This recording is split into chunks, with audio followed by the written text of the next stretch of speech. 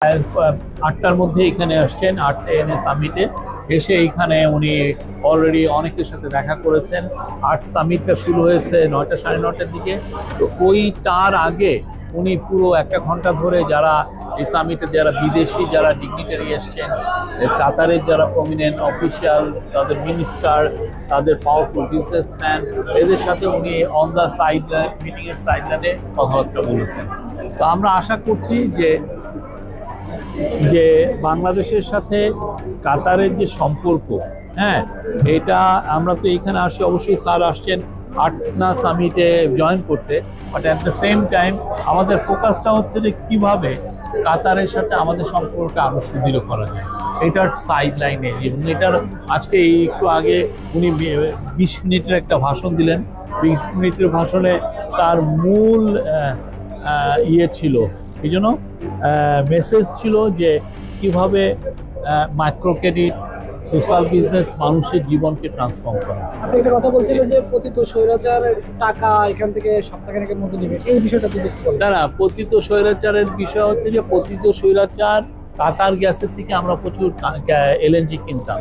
দেখা যাচ্ছে পতিত স্বৈরাচার কয়েকশো মিলিয়ন ডলার ওই টাকাটা ওনাদেরকে পে করেন, মানে এটা পে না করার কারণে আমাদের সরকারের উপরে এটা মানে রেসপন্সিবিলিটি এসে ঘাড়ে পড়ে যে এটা আমাদেরকে পে করতে হবে। তো আমরা মোটামুটি সবই পে করে দিয়েছি, খালি 37 মিলিয়ন ডলারের মতো আছে। আমরা আশা করছি আগামী 2-1 দিনের মধ্যে এটা পে অফ হয়ে যাবে, কিছু থাকবে না, জিরোতে এসে থাকবে। আর অ্যাট দ্য সেম টাইম আমরা অন্যান্য যারা ছিল আউটস্ট্যান্ডিং এরকম ডেট ছিল প্রায় 3.2 বিলিয়ন ডলার, যেটা এনার্জি রিলেটেড, সেটা আমরা নামিয়ে এনেছি 600 মিলিয়ন ডলারের মধ্যে। তো এটা তো আমাদের আছে। আজকে প্রফেসর ইউনূসের এই বক্তৃতা 20 মিনিটের বক্তৃতায় উনি বাংলাদেশের অ্যাচিভমেন্ট, বাংলাদেশে মাইক্রোফিন্যান্স কীভাবে মানুষের জীবনকে ট্রান্সফর্ম করেছে সেটা বলেছেন। এবং মাইক্রোফিন্যান্স বা সোশ্যাল বিজনেস যে এই একটা দেশের গণ্ডির মধ্যে নাই, এটা যে পুরো পৃথিবীতে ছড়িয়ে গেছে সে বিষয়েও কথা বলেছে। পুরো মিটিংয়ে প্রফেসর ইউনূস বিদেশি লিডারদের মধ্যে একমাত্র উনি ওপেনিং সেরিমনিতে কথা বলেছেন। আর ছিলেন হচ্ছে ইদ্রিস এলবা, খুব ব্রিটিশ নায়ক, খুব নামকরা অ্যাক্টর। ওনার একটা চ্যারিটি আছে, উনি ওই চ্যারিটির উপরেই এখানে এসেছিলেন কথা বলতে। আর দুজন ছিলেন হচ্ছে কাতারের, একজন হলো Sheikh Hind bin Hamad Al Thani, উনি হচ্ছেন কাতারের আমিরের বোন, খুব ইনফ্লুয়েন্সিয়াল প্রিন্সেস। এবং আরেকজন যে ছিলেন উনি হচ্ছেন হলো কাতারের একজন মিনিস্টার। এনারা দুইজনে কথা বলেছেন। সৈনিক নেওয়ার বিষয়টা কি?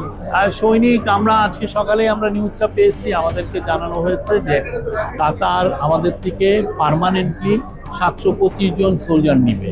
তারা এখানে বিভিন্ন কাতারে যেগুলো সিকিউরিটির যে কাজ সেগুলো করবে এটা, এবং কাতার ডিফেন্স মিনিস্ট্রি তাদেরকে এমপ্লয় করবে। এটার ফলে লাভটা যেটা হচ্ছে যে এটা ন্যূনতম বেতনই হবে 2.5 থেকে 3 লাখ টাকা একটা সোলজার যারা বাংলাদেশে গিয়ে, তা অফিসাররা তো আরও বেশি পাবে। তো আমরা আশা করছি যে এই ফলে নতুন দিগন্ত উন্মোচন হবে, 725-এই থাকবে না, এটা আরও বাড়বে। আমরা এবং এটা নিয়ে আরও কথা বলবো যাতে নাম্বারটা আরও বাড়ে।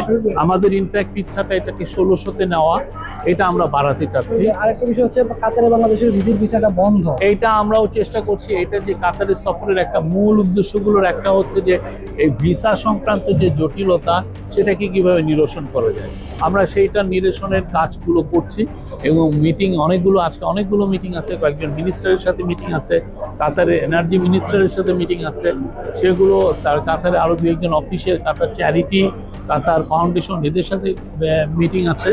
এবং আমাদের সবচাইতে যেটা আজকে ইম্পর্টেন্ট সেটা হচ্ছে যে আজকে একটু আগে যেটা হলো যে কাতারের আমিরের মা খুবই পাওয়ারফুল ওমেন, পুরো আরব ওয়ার্ল্ডে ওনার চেয়ে পাওয়ারফুল ওমেন খুব কম আছেন, ওনাকে সবাই রেসপেক্ট করেন, রিভেয়ার করেন।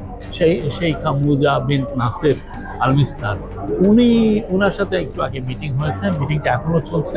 আমরা আশা করছি যে বাংলাদেশ আর কাতারের সাথে পারস্পরিক সম্পর্ক সুদৃঢ় করার ক্ষেত্রে এই মিটিংটা খুব কাজে দেবে। এবং মিটিংয়ে আমাদের চিফ অ্যাডভাইজার আছেন, আমাদের national security adviser doctor Khalilur Rahman আছেন, আমাদের চিফ অ্যাডভাইজার, আমাদের ফরেন অ্যাডভাইজার তহিদ হোসেন আছেন এবং আমাদের সিনিয়র অফিসিয়ালরা আছেন। আমরা আশা করছি এটা একটা ফ্রুটফুল মিটিং হবে। এখানে শাইখা হিন্দু থাকবেন। তো আমরা আজকে আরও যেটা আছে যে স্যার আলজাজিরিয়াতে সফরে, আলজারিয়া টিভিতে যাবেন, সেখানে ওনার একটা 30 মিনিটের ইন্টারভিউ নেবে 1-to-1। এছাড়া উনি আরও কিছু কিছু মিটিংয়ে থাকবেন। ওনার ব্যস্ত দিন। আজকে মোট আমাদের ইভেন্ট হচ্ছে 10টা। এই 10টা ইভেন্টই আমরা মনে করি যে ইম্পর্টেন্ট এবং বাংলাদেশের সাথে কাতারের সম্পর্ক সামনে আরও সুদৃঢ় ভিত্তিতে গড়ে তোলার জন্য এই মিটিংগুলো কাজে দিবে। এসবের তো বিরাট চেয়ারম্যান আছেন নিশ্চয়ই। হ্যাঁ হ্যাঁ। তো বাংলাদেশ তো এখন বিনিয়োগের একটা বলা যায় যে একটা ভালো সময় চলছে বিদেশি বিনিয়োগের। কাতার থেকে বিদেশি বিনিয়োগ নিয়ে যাওয়ার ক্ষেত্রে এই সফর কতটা কার্যকর ভূমিকা রাখবে? না, আমরা তো কথা বলছি, আমরা সবার সাথে কথা বলছি, আমরা আমাদেরটা প্রেজেন্ট করছি, আমরা কি কি অফার করছি একটা ফরেন ইনভেস্টরদেরকে। তার আলোকে দেখেন কাতারের যিনি এনার্জি মিনিস্টার, তার সাথে কথা হচ্ছে। কারণ আপনি ফরেন ইনভেস্টর আনলেন, কিন্তু দেখা গেলো আপনি তাদেরকে এনার্জি দিতে পারছেন না, তাহলে তো তারা ইনভেস্ট করবে না। সেই আলোকে আজকে খুব ইম্পর্টেন্ট একটা মিটিং। এই মিটিংটা হওয়ার পরে আমরা আশা করছি যে আমরা এই বিষয়ে একটা দিক নির্দেশনা পাবো এবং আমাদের সাথে কাতারের এনার্জি রিলেটেড যে সম্পর্কটা আরো সুদৃঢ় হবে।